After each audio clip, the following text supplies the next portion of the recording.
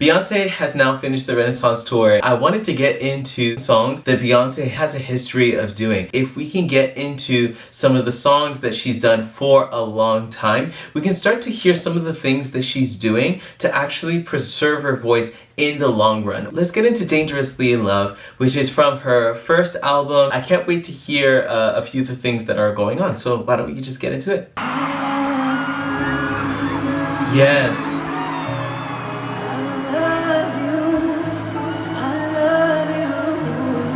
Oh, okay, there's so many things that are going on here. First of all, we're in a new key for Dangerously in Love. So the original key is I love you. And actually, even listening to it again, Beyoncé actually sounds heavier here in this new key. I love you.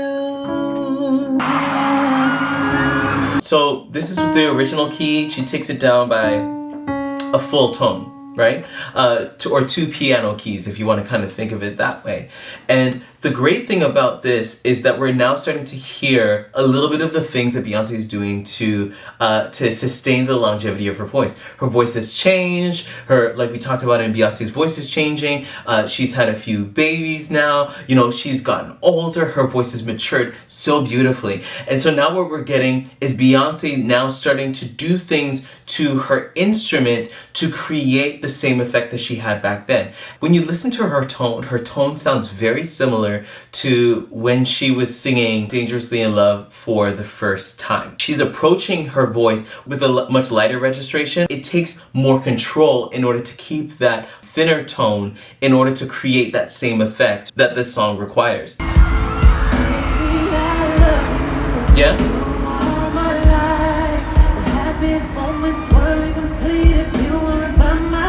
Yeah, and you can hear all of the familiar inflections from the song. We're complete if you were by my side. Like you can hear all of the different flares that she's doing. But if you study what Beyoncé has sounded like, especially through the Renaissance album, she is lightening her voice a whole lot here, doing all of the things that she can in order to make this thing feel really light. It also creates a sense of suspense. These are some amazing things that she's doing. Yeah. Yeah, you're my relation, right? You could hear her start to warm up and make that tone a slightly heavier there, right? And then connection to the sun. You can already start to hear some of those live stylistic flares also that she's starting to add as well. Come on, Beyoncé. I can overcome. She could have dropped her lyrics a bit, but she kept that thing neutral, kept her soft palette raised. It was very bright. I can overcome, even though she darkened it ever so slightly. Beautiful. Oh, see? And here's the thing. Like, now we're starting to hear some of the differences in where Beyoncé is at. Now, you are my raindrop. On Raindrop, she's using a much more heady sound than she would have back in the day. This song is now, what, 20 years old, right? 20 years ago, Beyoncé would have probably kept that thing very chesty in terms of performance and been able to keep that lightness. But here she's starting to hold back, you are my raindrop. Because if she were to be fully chesty with that thing, best believe there would have been more weight in that. But she wanted to keep this thing light. It's the first song of the tour. She's making so many masterful choices here. And I think this light tone is probably the first thing that has allowed Beyoncé's voice to continue on for as long as it has, is that Beyoncé knows when in the music to create a lighter tone and not actually give the full weight of her voice. And the fact that she's able to be so versatile with her tone allows her to make these types of choices. Absolutely. And if you've been a fan for like 20 years, the way like I have, you're starting to now grow with Beyoncé in terms of hearing her do the song so many types of different ways. Like I remember when she did it at Destiny's Child's Live in Atlanta tour in like 2005, and when she did it when, I think she did it, well, because Dangerously in Love is like a Destiny's Child song. So she also did it in like, what, 2002 with their Survivor album. Like Beyonce's been doing this song for a very long time. And so as changes happen and as maturity happens, as growth happens, if you want to be a smart singer, you have to be able to be versatile. And Beyonce's showing exactly that here. Yeah. Yeah. Yeah, and now the baby, I'm so proud. Like, you're now starting to hear some of the weight that is in her voice. It was a B4. It wasn't too...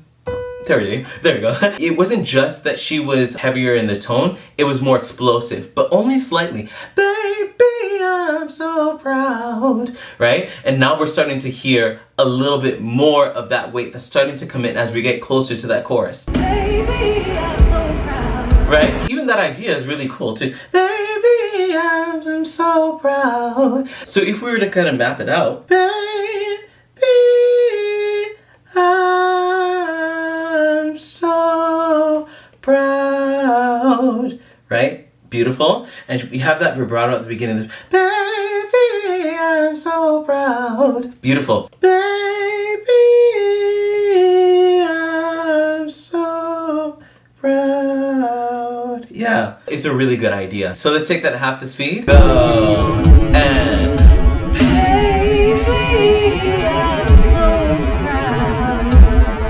and let's take it at full speed. Okay? Yeah. In starting to understand the Renaissance tour, it makes me wonder why Beyonce chose Dangerously in Love as the first song. Like, usually she's so, explosive, like, just really getting the groove going. And it just seems like Beyonce just really wanted to sing for this first little part. Like, she just wanted to really connect, like, use the songs that people, really connected with her voice the most with. And that's something that's amazing about raw singing like this. You get the chance to give such a vulnerable part of yourself and to connect with the people that are there to see you. And it seemed like that was really her aim. Like a groove and the dance stuff of Renaissance is absolutely amazing, and she was singing her face off on all the songs. But I feel like this moment that she was trying to create a connection, and I think she successfully did that. But as we get into this chorus, you're now going to start to hear a lot of that weight start to pop out and show itself.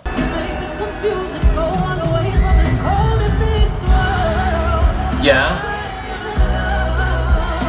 I am in love. And now you're starting to hear a little bit more of this new tone that I absolutely adore. It's beautiful. Let's hear what she does on these ad-libs. Yeah. Yeah. Yeah. Keep. You can now start to hear where her new highs are as well. Keep that beautiful C-sharp 5. It's like, keep loving me. Especially in this clip, you could see where her power was coming from. It was athletic, the way that she went for that note. She was doing all the right things to keep the weight off of her neck and her throat area, and to keep that work low. And I think that's also another thing that makes Beyonce just such a voice that's lasted like all throughout these 25 years of her career. Like, she is somebody that understands how to use her lower body to support her sound, and not just how to use her lower body to support her sound, but how to push her body to go for notes in a healthy way. That's always gonna be something that's great. Come on, Beyonce. Yeah. What was that run? Because it was slightly different. And that's the thing. As much as I like track runs and things like that, like a lot of these choices are not necessarily things that singers are thinking of, like, from note to note, but they do give us a clue of what their thoughts and what their musical ideas do musically. So as much as we're breaking it down here, this is all happening at a very fast pace. So we got and what made this run smart for me is the way that she wrote on her vibrato, right? And that's something that you're hearing throughout like all of her singing on the Renaissance tour. Like especially like this first set, you're gonna hear like her vibrato is going. Love me. Wait, how did she descend? Love me.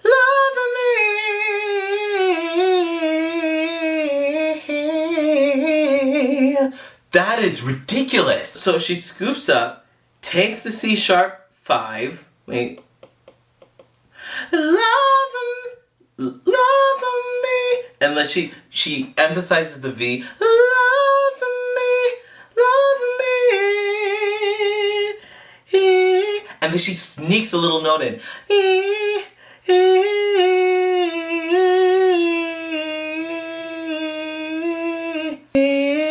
And then a little he.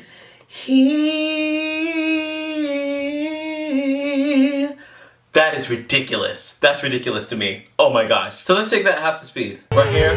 1, 2.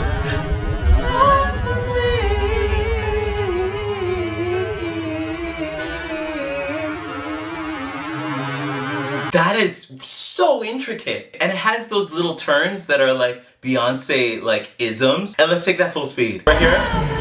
1, 2.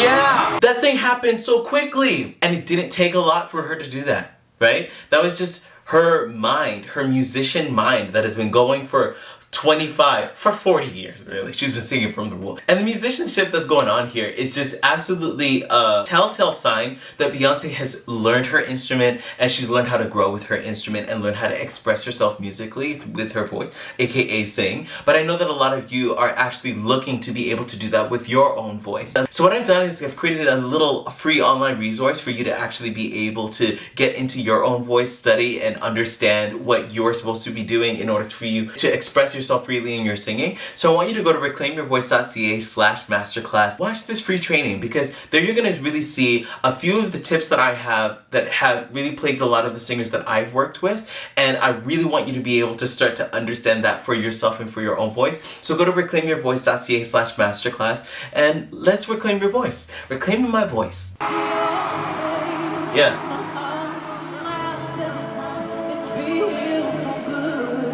Yeah, and I need you guys to keep in mind, her voice sounds like, in terms of tone, it sounds very, very, very similar. But the reason why her voice sounds similar is because we are in a new key that is a tone lower. We have adapted the music that has existed for 20 years to her voice now. And so it feels like the songs fit her like a glove. In fact, the entirety of Renaissance for me, like the album and even now this tour, all of the songs fit her voice like a glove. And so that's the work of Beyoncé as a singer, but it's also her job as a planner. As a singer, you have to be able to plan around your voice. And you can't expect to be singing in the same keys forever and expect your voice to feel and sound the same every single time. Now, there are ways to handle that, to be able to sing it in the right key, but I'm somebody that's like, you know, if things feel a little different, change the key. In fact, I sing and play at church all the time. And I change keys all the time to be able to fit my own voice. And there's nothing wrong with adapting the environment so that you thrive the most and so that your strengths are being accentuated, right? Like that, and that's exactly what Beyoncé has done with his tour, right? Not just so that she can sing it well, but so that she can sing it for a long period of time. Because this is how many different nights was this tour? Like 56? I don't even know how many performances she did, but there was a lot of singing that she needed to do, and so they needed to adapt it for the touring, right? I'm sure she could have sang it in the original key if she was just doing this as a one-off night, but in terms of actually being honest about the maturity of her voice and how her songs could fit her even more so that she feels, you know, at her freest, right? They changed the key. Essentially, I just want singers to know that the choices that you make around your voice are just as important as the choices that you make with your voice. And this is in songwriting, this is in performance. Like, you gotta be thinking about this stuff when you're writing the songs, when you're choosing the set list, when you're choosing the keys, right? It's not just about getting on stage and singing well and making good technical choices. It's about looking at your voice from an entire big picture. Like, there's so much more than just the performance to think about here. Yeah, now we're gonna get into, let's hear this weight come forth.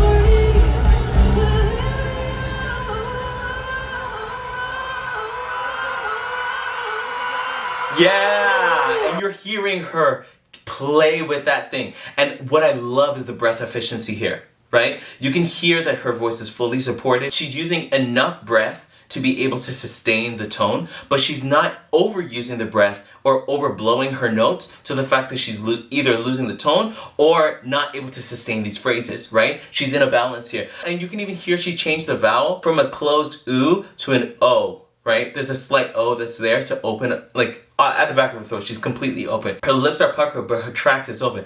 To live you. And I love the turn that she does. You. What is she doing? Whoa. Whoa.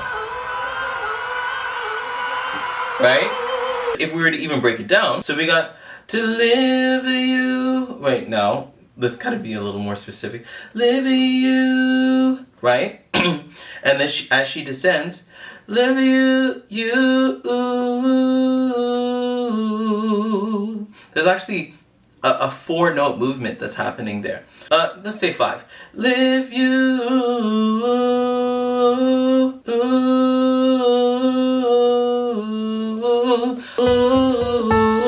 Right, she's doing that over and over.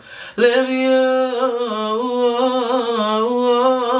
And she's continuing over and over. Live you. And then she has a little bit of a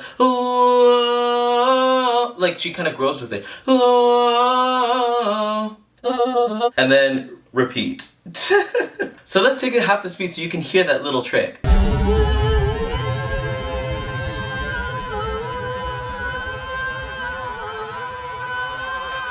3, 4, 5. Yeah. So there's 5 of them. So let's take it full speed. Right here.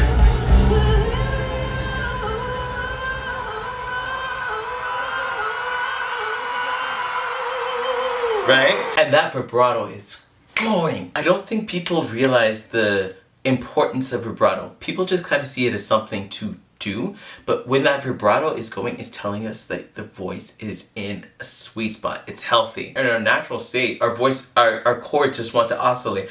Not that much. Our chords just want to oscillate, right? And she's just allowing her voice to do what it do. And actually, if you want to think about it even more, the whoa, that O vowel that she added there is a little bit different than what she would do back in the day. She would kind of close that a little.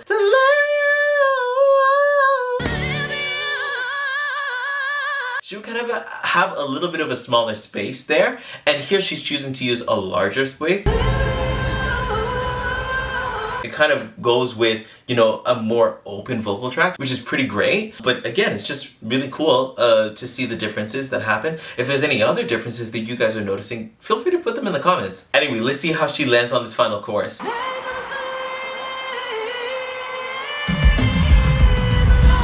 Yeah! Right? Yeah! Yeah, and because she chose the right key, there's space for her to go out.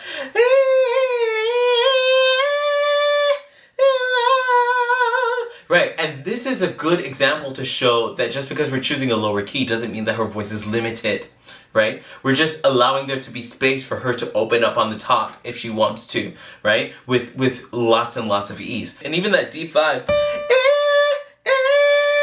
right? It was beautifully placed, nice and bright as well. Yeah, beautiful. Listen to that vibrato. Yeah. Yeah.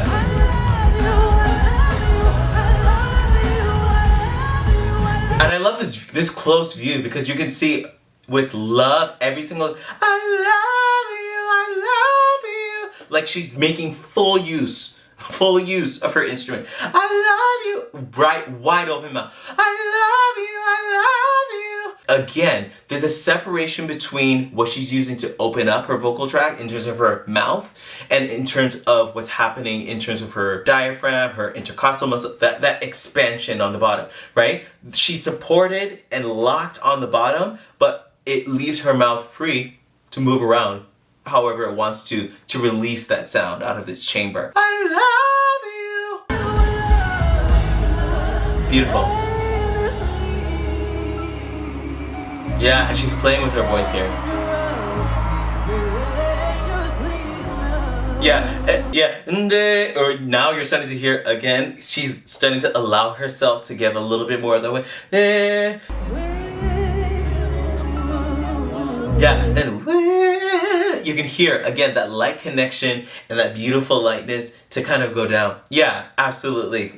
Like, she's been doing this for so long. This is just, it's beautiful, even as a fan, just to kind of see what her voice has been doing over all of this time, and just to see her continuing to sing the same songs and making good choices. Yeah. I love you, love. Yeah. Ah. Yeah.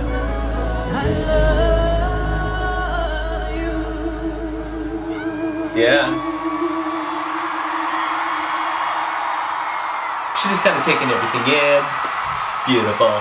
She's in the space of just taking it in. She's just kind of taking in the moment. I feel like there's a mindfulness here where she's just kind of thinking, whoa, okay, wow, these are all the fans, you know, they're here to see me. And she's just kind of taking it in, just being grateful for the moment. And I think that there's a need for that. Now, is it every singer going to have a whole bunch of fans that are screaming, oh my gosh, I love you, oh my God. Not necessarily, right? But even while you're singing, there's a way to kind of take in the moment and allow yourself to kind of feel it. Like, in this day and age, there's so much time that just slips us by. You know, whether it's we're scrolling on our phones, or we're driving, or we're listening, like there's so much time that just passes us by that we don't actually take advantage of. And it's mindful moments like this where you're kind of taking things in that allow the experience to mean more. Singing is such an emotional, like roller coaster of an experience. And if you allow yourself to experience that, especially if you're meant to sing, it'll allow you to be able to sustain the test of time. There's a lot of people that feel like their highs and lows have come and gone, and all they had was lows because they never took it in the moment and snapshotted it, not with their phone, but with their heart. Right? And I feel like that's a moment that she's doing right now, just to be mindful, taking in the moment, and allowing the bliss to, you know, kind of wash over you.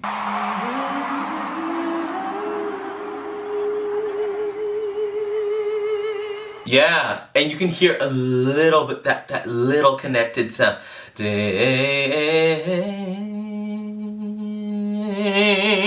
then she pulls away the mic, right, to give a little bit of that effect. They increase the reverb so that it can kind of live in the room.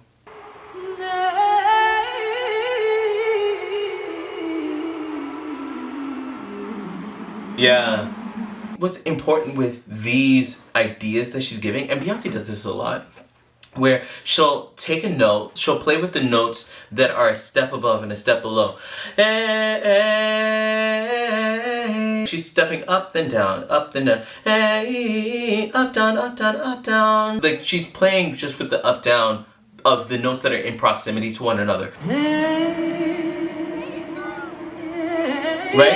And you could hear how she's even feeling her voice. She uses her vibrato as like this thermometer, like to kind of take the temperature of where she is physically. Not that there's anything wrong happening physically, but it's like she uses her voice, starts it, activates the vibrato, and then uses the vibrato as a way, almost as like a jet stream to kind of expand her voice. It's kind of like, you know, Dorothy was like, follow the yellow brick road. Singers should follow the vibrato. If I'm correct, here's where she's gonna give us that heavy, weighted C#5. Yeah?